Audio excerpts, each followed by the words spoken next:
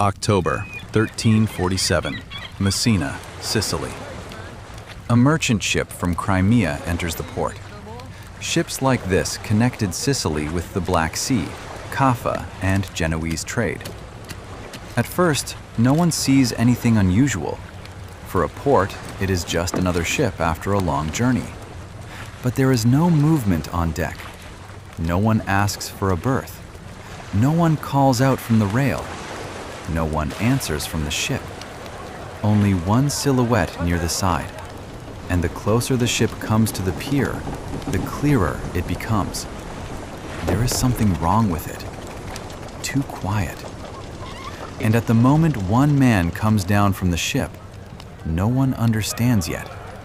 The city has already opened the door to plague. Together with the goods from Crimea, something entered Messina that people could not see. Today, we know the name of that disease, Yersinia pestis, a bacterium scientists would only identify in the 19th century. But for people in the 14th century, it was not a microbe. It was fever, pain, swollen nodes, silence on a ship. The disease could be on the hands of sick sailors, in fleas hidden in clothing and cargo, in rats coming ashore along the ropes. The city kept living its ordinary life. Doors opened. Bread passed from hand to hand. People greeted acquaintances, paid with coins, walked into taverns and churches. And that is exactly how plague got what it needed. Not evil intent, not a war, but an ordinary city. Within days, Messina would be shaken. Then the fear would move farther, by sea, by road, through the trading hubs of Europe. Over the next several years, the Black Death would kill at least 25 million people in Europe. In some regions, a third to a half of the population would die. For the people of Messina, plague appeared suddenly. For nature, it did not. Long before the ship from Crimea, the disease already existed far to the east, in natural reservoirs, among wild rodents, fleas, the steppes, and the edges of trade. Modern DNA from ancient burials near Lake Issyk-Kul in the Tian Shan region points to Central Asia as one of the key origins of the Black Death. In burials from 1338 and 1339, researchers found traces of a strain close to the one that would later strike Europe. People at the time knew nothing about bacteria. They did not understand that danger could live not only in a sick person, but in a tiny bite, in fur, in grain, in the dust of a storeroom. And it was not one simple cause. The climate was changing. Rodents were moving. Trade routes were becoming denser. And after climate disruption and crop failures in the middle of the 14th century, Italian cities depended more and more on grain and goods from the Black Sea region.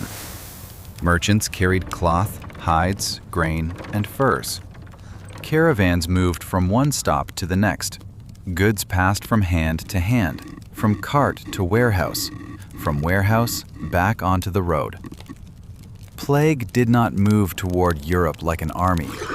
It hid inside things that seemed useful. In animals no one saw as an enemy.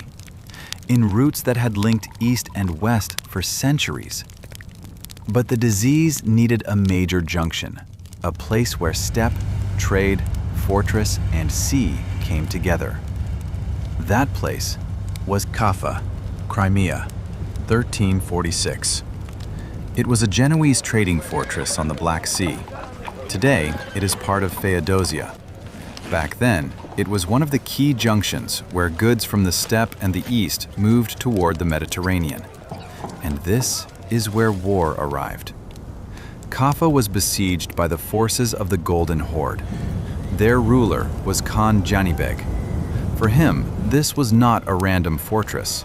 Kaffa was a rich Genoese port, a trading outlet to the sea, and a place where the interests of the steppe, merchants, and maritime republics collided. Outside, in the steppe, the besieging camp grew. Inside the city, the gates were shut, and people hoped the stone walls would hold. Against an army, the walls could still help. Against disease, they could not. Plague broke out in the camp. People died among tents, wagons, and fires. And then, fear became a weapon. According to the well-known account by the notary Gabriele de Mussi, the besiegers threw the dead over the walls of Kaffa. Historians debate the details of this story. De Mussi was most likely not an eyewitness. But the episode matters because it shows how people at the time explained the link between the siege, the bodies, the city, and the flight by sea. For those inside, it meant one thing. The danger had already crossed their last defense. But the real horror was not only that. The disease could already be inside the city, in people, in warehouses, in rats near the sacks, in goods waiting for ships.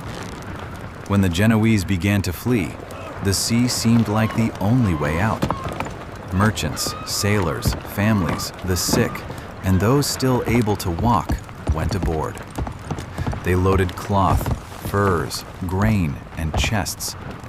They thought they were leaving death behind. But everything that made death mobile went with them onto the ships. People, cargo, rats, fleas, and fear. The flight from Kaffa looked like rescue. The city behind them was under siege. People saw the walls, the gates, the camp out in the steppe, and understood. Stay here, and you might die here.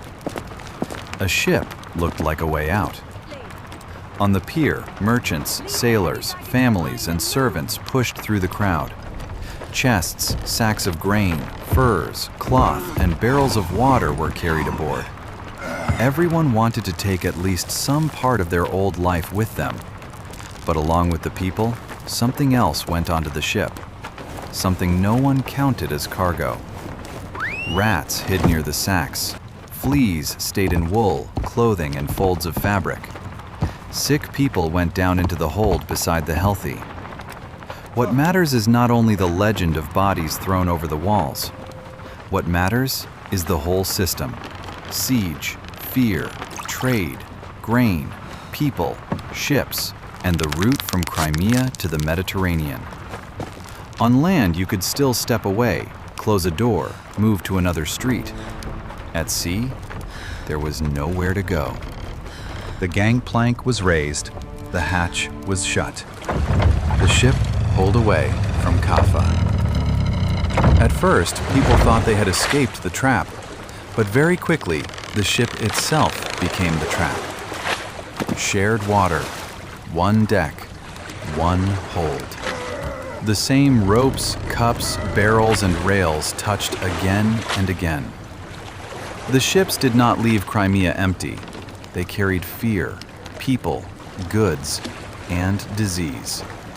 And when the coast of Europe appeared ahead, these would no longer be only refugees. Out at sea, the ship was no longer a rescue. It became a sealed world. Those who had fled Kaffa still tried to live by the old order. Sailors kept the sails working. Merchants checked coins and papers. People shared bread, water, and space below deck. But on land, you could leave for another house. Be still. On a ship, there was nowhere to leave. One barrel of water, one hold, one deck. The same hands on ropes, cups, and rails. The sick lay beside the healthy. Rats hid under the cargo. Fleas stayed in clothing, fur, and straw. At first, it looked like exhaustion after the escape. Then, it looked like fever. Then, people stopped getting up. Plague had different forms. Bubonic plague could kill within days. Pneumonic plague could kill faster and could spread from person to person through breathing. Septicemic plague attacked the blood and often left almost no chance of survival. The people on the ship did not know those words. They only saw what was happening beside them. fever, weakness, dark spots, the sick who no longer rose. And the longer the ship moved towards Sicily, the fewer people remained who could handle the sails, ration the water, or answer from the deck. That is how a merchant vessel became what later accounts would describe as a ghost ship. Not because there was anything supernatural on it, but because the ordinary order of the ship died before the ship reached shore. When Messina appeared ahead, the people on the pier would see only the result: torn sails, silence, and sick men on deck. But the viewer already knows. Death did not arrive there at the last minute. Messina was looking at the same ship again. But now it was no longer a strange shape in the distance. Now it was evidence. According to the Chronicle of Michele da Piazza, in the autumn of 1347, Genoese ships arrived in Messina with sick and dying people on board. Soon after, the disease began to strike the city itself. Sick sailors lay on the deck. A few people still moved, but no one could speak properly to the shore. Officials covered their faces with cloth. Guards kept people back from the side of the ship. Workers tried to push it away with poles without touching it with their hands. To them, the danger still seemed to be there, in the wood, on the deck, in those people, in the smell coming from the ship. The order was simple: keep it away. But Messina was too late. The ropes had already touched the stone. People had already come close to the pier. That same porter was already looking at his palm, realizing yesterday's gesture may have cost him his life. And to the right, in the houses near the harbor, shutters were closing. Someone coughed behind a door. A child watched from a window as adults tried to drive the ship back into the sea. For the first time, the city saw plague not as a rumor and not as someone else's disaster. It saw it on its own shore. And instead of an answer, people formed their first explanation. It is the air. It is the smell. It is the rot. It is what you must not breathe. That is how fear of the ship moved into the next mistake. When people cannot see the real cause, they begin looking for a visible one. In Messina, that cause became the air. The smell from the ships, the smell from sick houses, the smell from carts with covered figures, the heavy air in alleys where windows were closed, and people still became infected. For the 14th century, this made sense. Since ancient medicine, Europeans had been used to thinking about disease through air, vapors, decay, and imbalance inside the body. If people became ill near rot, then the rot itself must be poisoning the air. If disease moved down a street, then bad breath must be moving down that street. So a simple idea appeared. You had to protect yourself not from fleas, rats, and close contact, but from corrupted air. People burned herbs, carried aromatic mixtures, covered their faces with cloth, tried not to breathe near the sick and the dead. There was some practical sense in this. Keeping away from a source of disease really could help. But the explanation was wrong. They feared the smell, not the bite. They feared the air, not what was hiding in clothing, wool, straw, and holds. Miasma gave people a feeling of control. You could close a window. You could light smoke. You could step away from a foul smell. But the Black Death did not need their explanations. For many people, the answer was religious. Plague was God's punishment.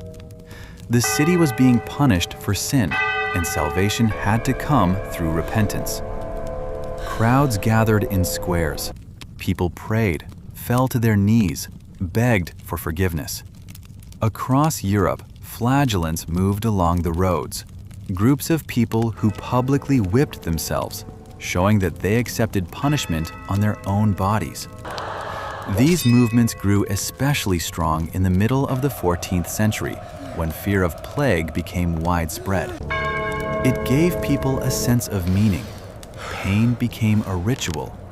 Fear became order. Helplessness became action.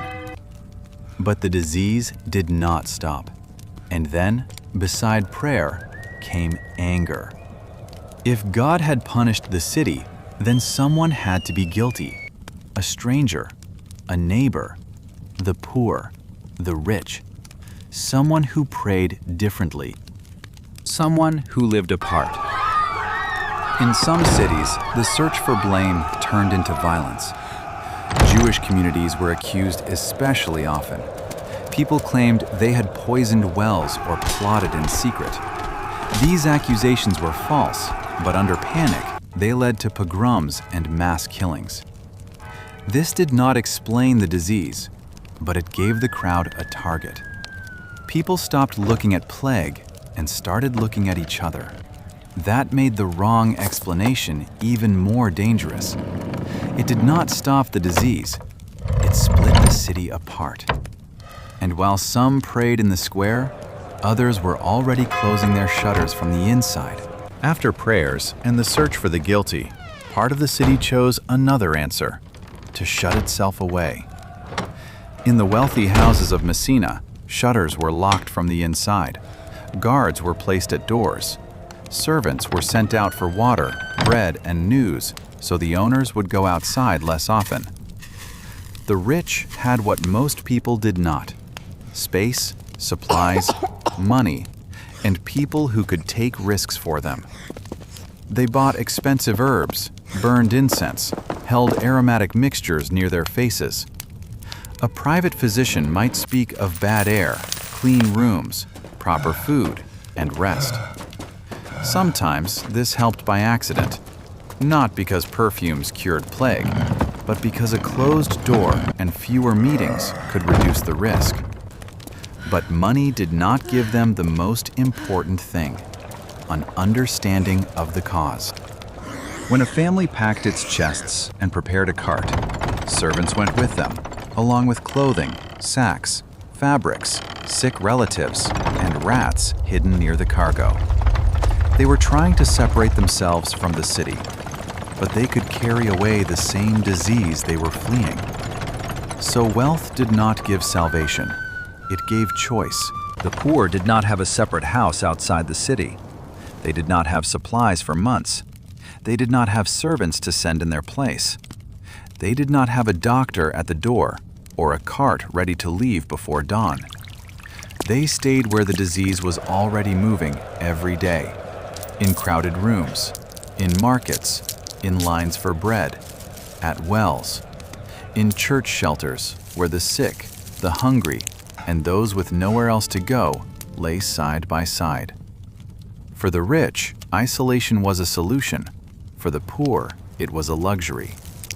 They still had to work, carry water, buy food, help relatives, bury neighbors, and share space with people who were already coughing, burning with fever, or unable to rise. Plague struck everyone, but not everyone equally. The less space, money, and choice a person had, the closer the disease came. And when the city began to empty, the poor did not remain in the most dangerous part of it because they were weaker.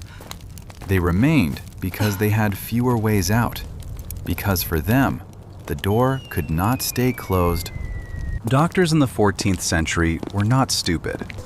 They were fighting a disease whose cause they could not see. They had no microscopes, no knowledge of bacteria, no understanding that a flea could carry death from a rat to a human being.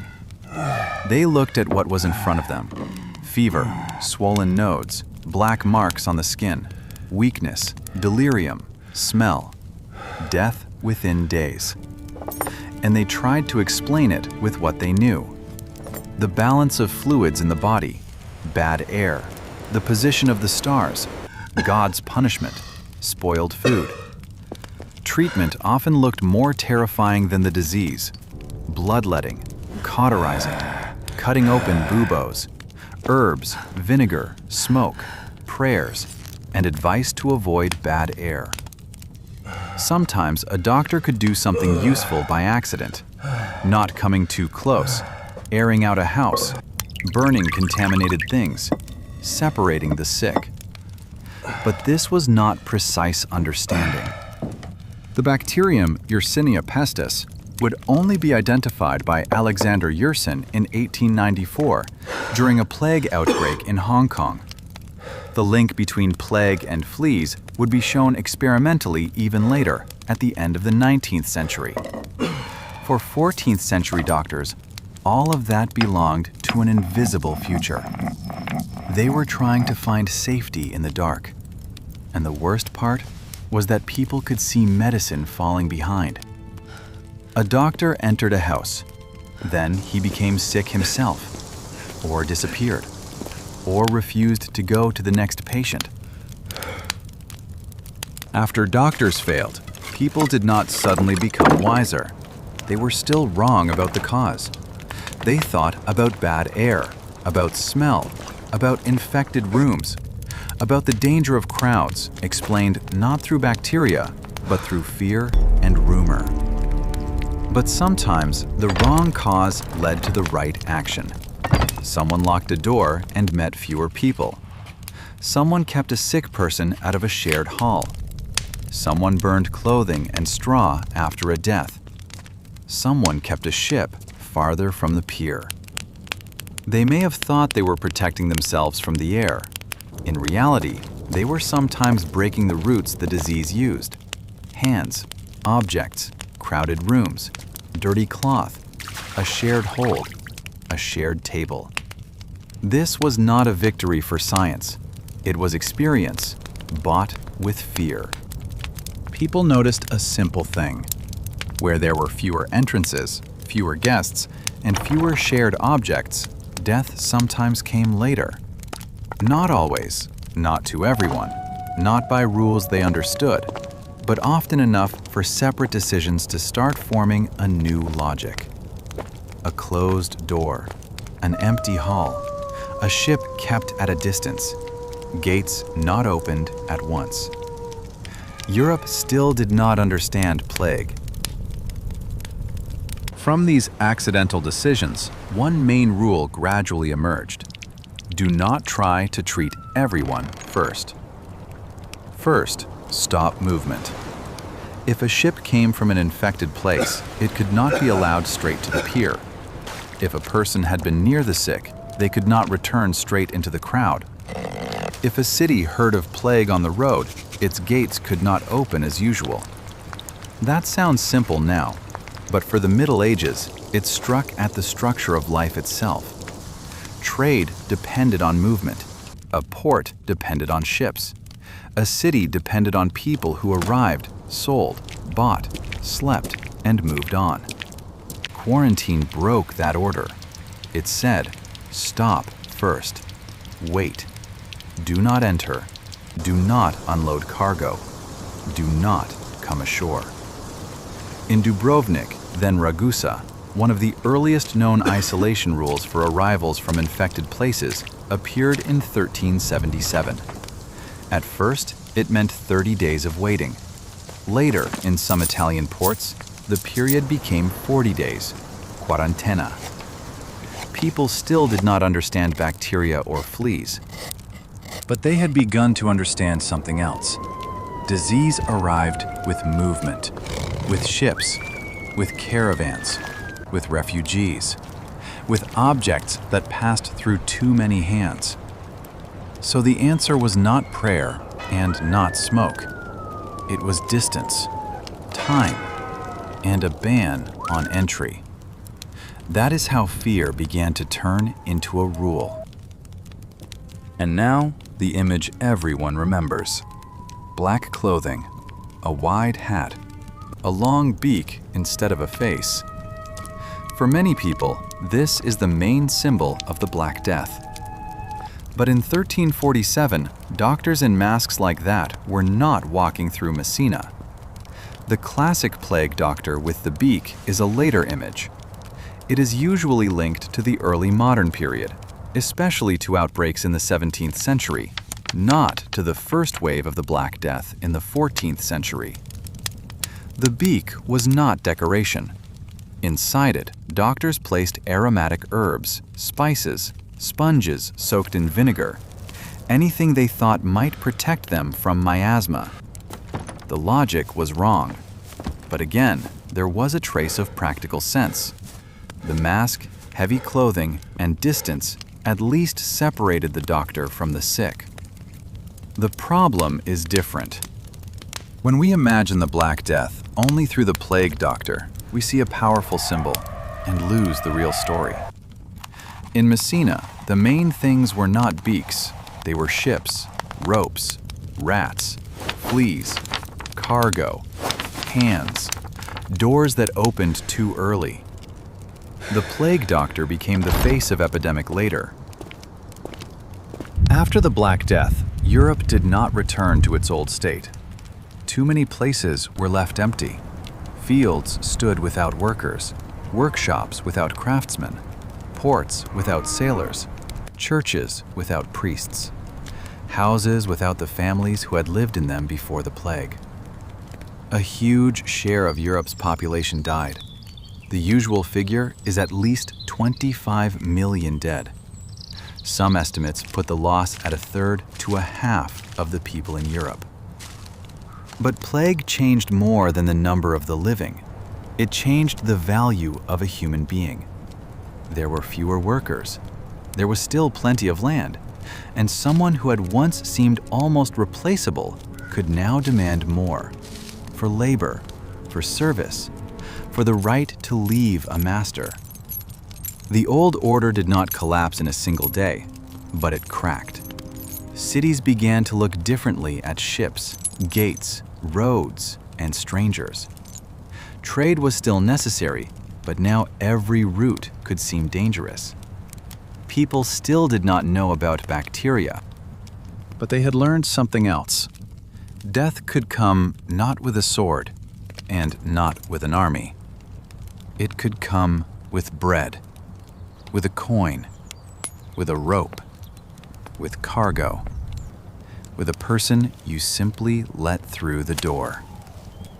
Europe's main mistake was that it had looked in the wrong places for too long. At smell, at sin, at the guilty, at frightening symbols. But the real root of plague ran lower, through animals, fleas, objects, crowded rooms, and the movement of people. And still, after the blow, there was more than grief. There was memory. Ships were no longer always accepted at once. Gates were no longer always opened without a question. Ropes were no longer always taken in bare hands. The world after the Black Death became quieter, poorer, more cautious. And for the first time, people began to look where almost no one had looked before.